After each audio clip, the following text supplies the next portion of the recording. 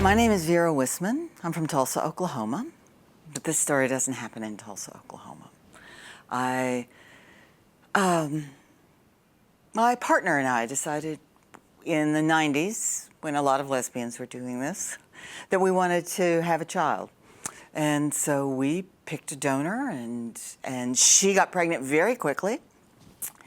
And we went to birthing classes, and we picked a midwife, and we read what to expect when you're expecting and all of those things. And in early September of '96, it was time, and Sherry, my partner, went into labor, and we went to the hospital, and nothing happened. And we went back home, and we waited, and we went back to the hospital, and nothing was happening. And we were there at the hospital that time, then for 48 hours, with basically very little progress. We walked all through the hospital, we sat in this hospital hot tub, you know, we sort of did everything but jump up and down, but this baby just wasn't coming.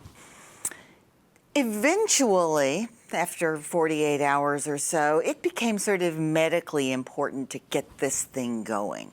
And the decision was made that this should be a cesarean section, and it was a quick thing, and it was an emergency. And so suddenly she was being prepped for surgery, and I was being scrubbed and put into scrubs so that I could be in there too. And they wheeled her into the actual operating room, which was all bright lights and stainless steel. And we were kind of afraid. I mean, you know, the midwife had said, well, I think everything's going to be fine, you know, the baby's in good shape, but this wasn't what was supposed to happen.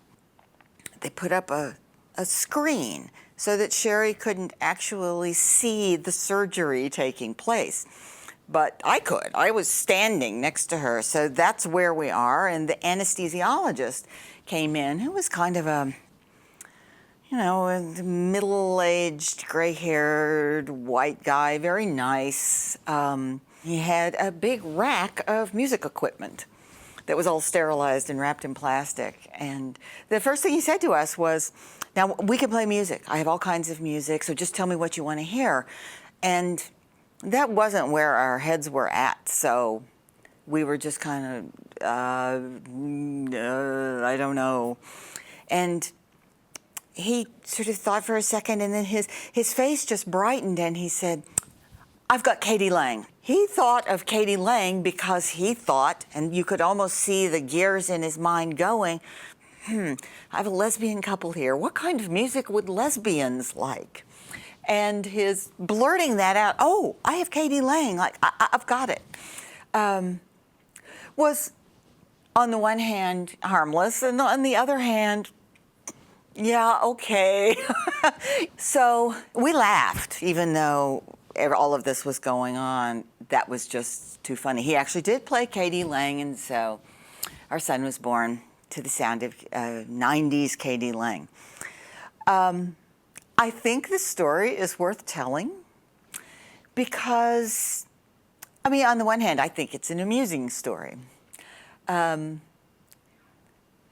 But it's also a story about the kind of pervasiveness of difference and being seen first and foremost in terms of your difference. But in the end, it all worked out well. We had a beautiful boy.